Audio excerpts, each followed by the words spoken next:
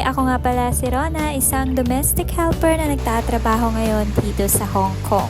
Gusto niyo ba ng kakaibang adventure na malayo sa maingay at abalang syudad ng Hong Kong? Ngayong araw na to, samahan niyo akong pasukin ang isa sa mga pinakatatagong yaman ng Falding, ang Shek Pak Tam sa Nam Chu.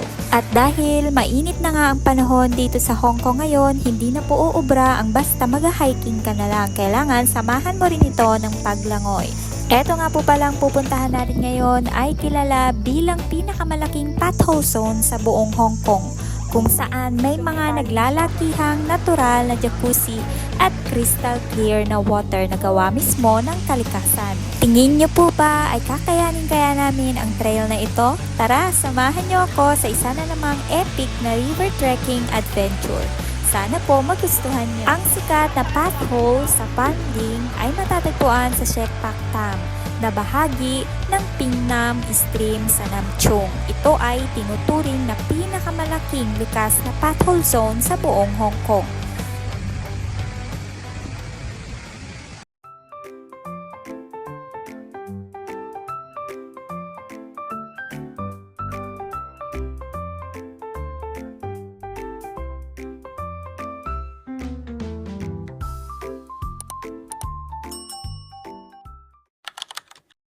Pagkagising ko, uminom lang ako ng maligamgam na tubig at nagsimula ng mag-asikaso. Gusto natin pumunta sa malayo gawa ng malakas yung ulan ngayong araw. Baka kasi kumidlat, okay lang sana kung ulan. Pero kung may kasama siyang kulog at saka kidlat, hindi siya okay.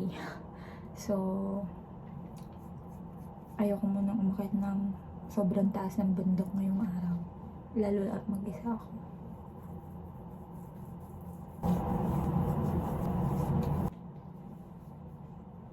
Siyempre, kailangan ng sunscreen. Pagkatapos nito, magkakape muna ako. Tapos, aalis na ako. Labas na ako ng bahay. Sa tulog pa yung mga Bago ang lahat, alam nyo ba sa totoo lang, noong mga oras na to, hindi ko pa talaga alam kung anong plano ko sa buhay ko at saan ako pupunta. Pero naka-prepare ako, dala ko yung vest ko at saka naka-waterproof bag ako at may dala-dala akong pamalit na damit.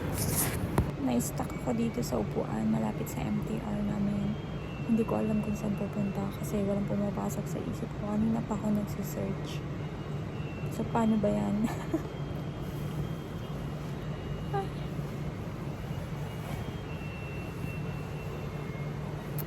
Dala ko pa naman yung vest ko. Kasi nga, bala ko sana mag-stream. Pero walang stream na pumapasok sa isip ko. Hi guys! Papunta ako ngayon sa Nung Tung Chai Waterfalls. May kasama ako. So, ito ay biglaan lang. Kasi nga, hindi ako makapag-isip kung saan ako pupunta. Ayoko masayang yung isang araw ko ng day off. Kasi nga, stay in na yung amo kong lalaki, diba? So, gusto kong ma-enjoy yung isang araw. Kaya, minessage ko yung nakilala ko nung nakaraang panglinggo at napag-usapan namin na magsama na lang today. So, punta kami sa Nung Tung Chai Waterfalls. I hope ma-enjoy ko siya ng isang buong araw. Dala ko pa naman yung vest ko. See? Dala ko yung vest. So, ang problema ko lang, wala akong dalang jacket.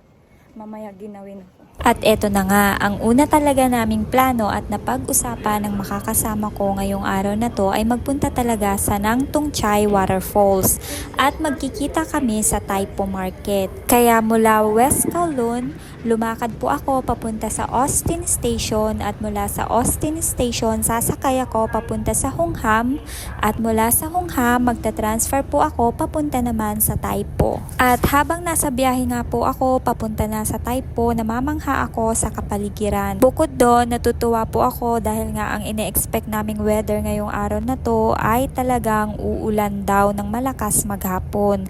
Pero sa ngayon, hindi pa naman po namin na-i-experience yung sinasabi nilang malakas na ulan.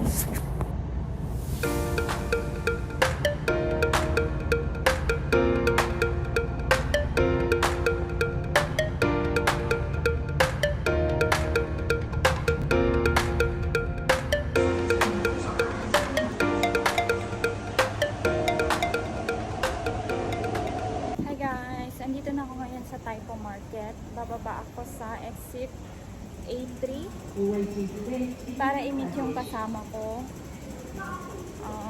Papunta kami sa Nang Tung Chai Waterfall. May pag-ganun pa. Nakapunta na ako dun guys, pero hindi ko pa siya na-vlog. So, samantala hindi ko na yung pagkakataon. Sana lang talaga ma-enjoy ko yung araw ngayon. Maulan kasi kaya parang wala kami sa mood.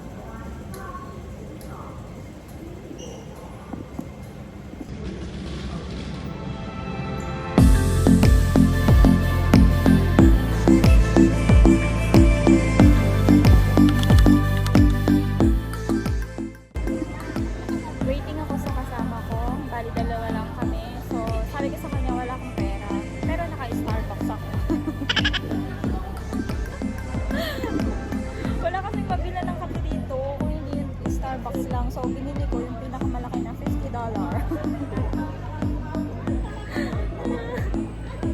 So, alam niyo naman, hindi natin kaya mabuhay ng walang kape. So, talagang i-give up ko lahat para lang sa kape. At nag-aantay nga ako ng mga oras na to sa kasama ko dahil ang pagkakaalam ko, ang pagkakaintindi ko dun sa sinabi niya na mali siya ng sakay papunta dito sa Taipo. Then, makalipas naman ang mga ilang minuto, dumating naman siya at eto nga magkasama na kami. Pero, Diba yan na yung kasama ko? Pero habang naglalakad kami papunta sa sakayan ng bus doon nga sa Nang Tung Chai, biglang nagpalit yung aming desisyon at plano kung saan ba kami talaga pupunta. Noong mga time po nga na to, mula po sa Taipo, sumakay po kami ng papunta naman sa Fanling. Nagpalit kami ng pupuntahan. Bali pupunta kami dun sa sinkhole na waterfalls dito sa Fanling. Imbis na sa Nang Tung Chai Waterfalls, bumiyahe kami papunta sa Fanling. Dito try namin yung sinkhole na waterfalls dito sa Fanling. So ayun nga po, sa isang iglap, ganun po kami kabilis nagpalit ng desisyon na pupuntahan namin. So ang pupuntahan po nga namin ay ang Fanling Potholes na kilala sa official na pangalan na Shek Pan Tam. Paano po pumunta dito? From Fanling po station, mag-exit po kayo sa exit C at hanapin nyo po yung 56K na bus. So pagsakay nyo po, magbabayad po kayo ng 10.50 HKD at mga about 20 minutes po yung babiyahihin nyo mula po dun sa station hanggang sa marating nyo yung Namchung na bababaan nyo. So dito po, dahil nga introvert tayo, takot tayong magsabi sa driver, pero nilakasan po namin ang loob namin dahil lahat po ng kasabay namin ay Chinese. Kung hindi po namin lalakasan ang loob, hindi po kami makakababa. So, eto na po yung pagbaba namin sa Namchung. Meron nga po palang toilet dito. So, bago po kayo maglakad, papunta po dun sa pupuntahan nyo, pwede na po kayong mag-CR. Pero dun po sa gitna, meron din pong isa pang toilet, kaya okay lang. Then, eto pong isang kalsada na to, diretsuhin nyo lang hanggang sa marating nyo po yung dulo.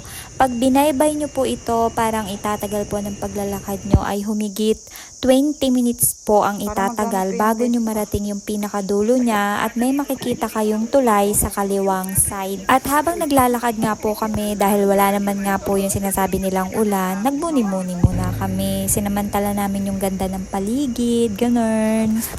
Pag nilakad nyo nga po pala yung kalsada, huwag kayong mako-confuse kasi wala naman po talaga magpapaligaw sa inyo dito. Basta diretsuhin nyo lang yung kalsada pong nakikita nyo hanggang marating nyo yung pinakadulo. Hanggang sa marating namin yung dulo.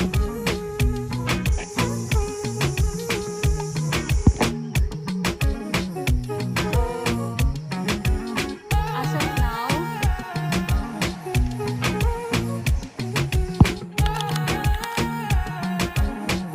Pagkatapos naman po ng mga 20 minutes na lakad, narating naman po namin itong tulay na sinasabi ko sa inyo na makikita nyo. At pataas po niyan, baybayin nyo lang hanggang makita nyo po sa dulo yung toilet so guys, na narating sarado. na namin itong Namchung.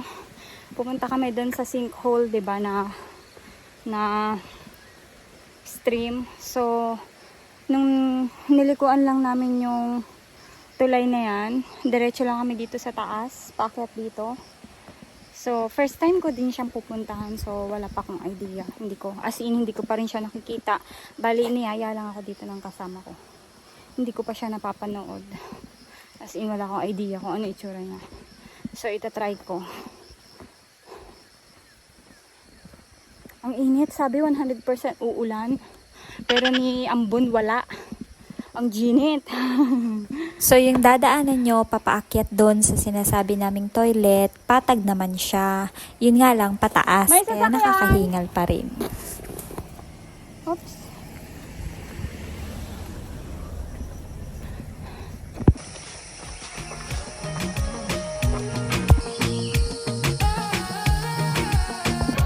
Maganda yung daan niya papunta dito. Pero parang hindi siya puntahan. I mean, parang hindi siya ginagalaan masyado.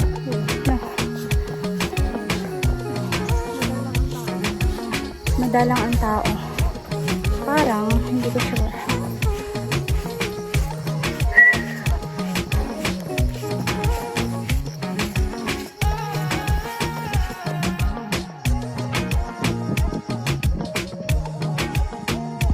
Ang hirap pa na. O yun nga, tsaka ang hirap mag-hike pag wala ka sa mood, yung parang pilit. So bali, ito po yung toilet na sarado na sinasabi namin sa inyo. At sa kabilang side lang po niyan, may makikita po kayong parang pine tree. Ito po yung lilikuan nyo pababa. 5 minutes na. Hindi ko po alam kung talagang pine tree ang tawag dyan ha. Pero iyan po yung punong mga payat na yan. Tapos, 5 minutes na lang po from there, mararating nyo na yung pothole. Pagbaba nyo po dyan sa mga puno, may makikita po kayong dalawang daanan dyan. Isang kanan at saka isang kaliwa. Ang baybayin nyo po ay yung sa kaliwa. May makikita naman po kayong ribbon at saka lubid. Babain nyo lang po yun at makikita nyo na po yung pothole na tinatawag nila. Lalo na kung maulan. So, ayan. Ayan siya. Asan ka na? Ayan. So, ganun. Nung mga time na to, medyo nagsisisi lang ako kasi nga naka-short ako. I mean, naka-cycling. So, malamok siya. Ang lalaki ng lamok niya. Tapos, dito pa lang maririnig nyo na yung lagaslas ng tubig. So, nakaka-excite.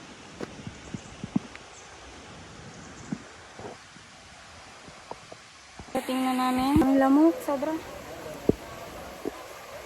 At eto nga, hindi naman nagtagal ay narating na natin itong tinatawag nilang Fanling Potholes.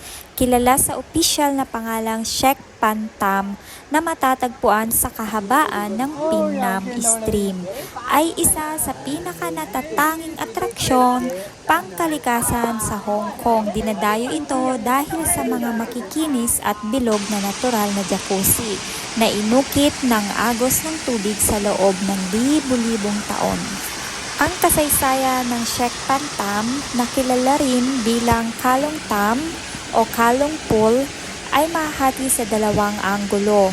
Ang kasaysayan ng pagkabuo nito sa kalikasan na kung tawagin nila ay geological history at ang kasaysayang kultural o cultural history nito bilang bahagi ng sinaunang pamumuhay sa Fanling. Alam nyo ba na itong natural na bathtub sa Shek Pantam ay milyon-milyong taon na ang binilang bago nabuo? Nagsimula ito noong panahon ng mga sinaunang bulkan sa Hong Kong.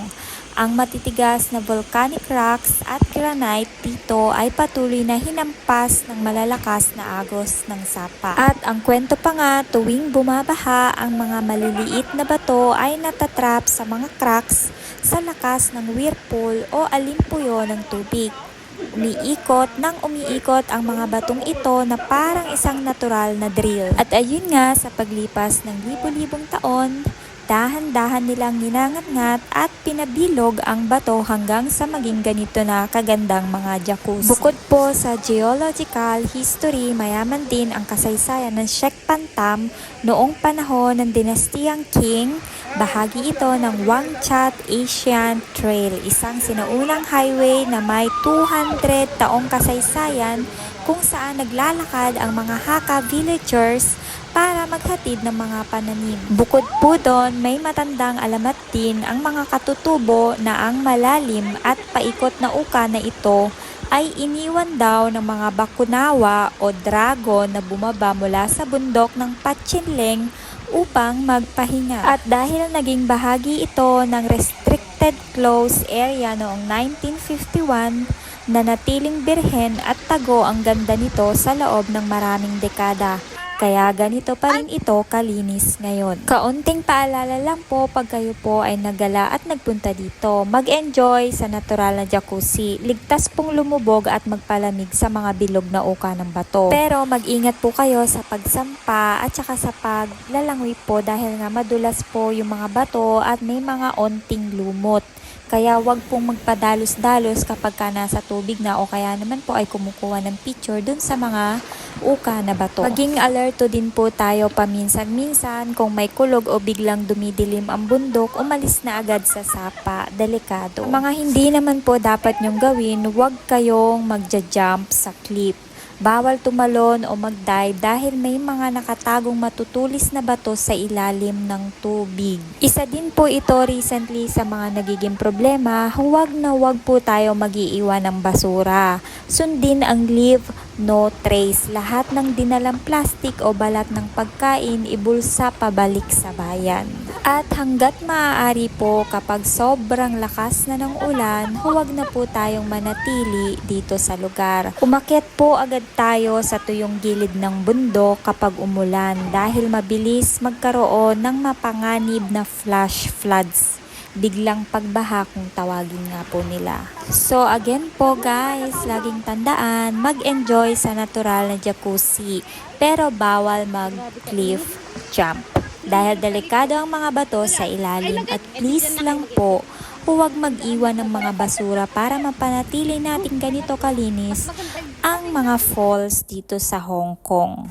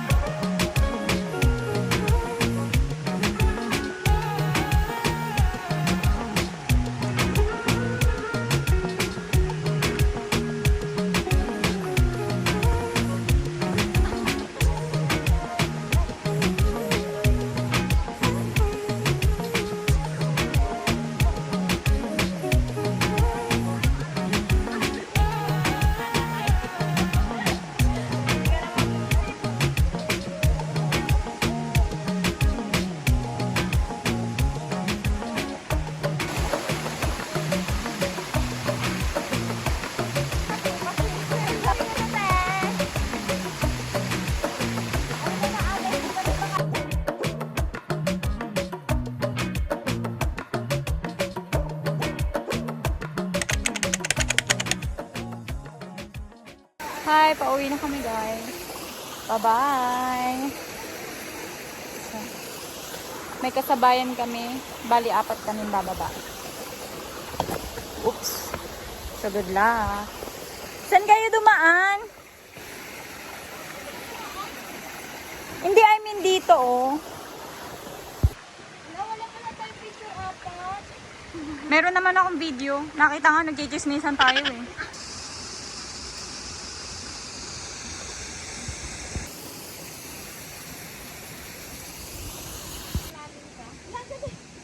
Wala na nakita ng pababa mo. Ay, pakit.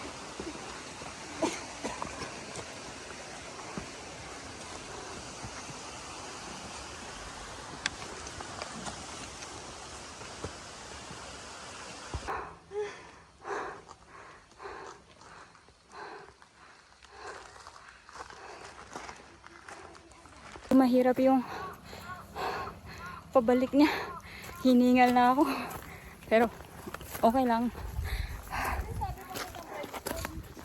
Ata. Wala na, hapon na. Pauwi na kami, bye.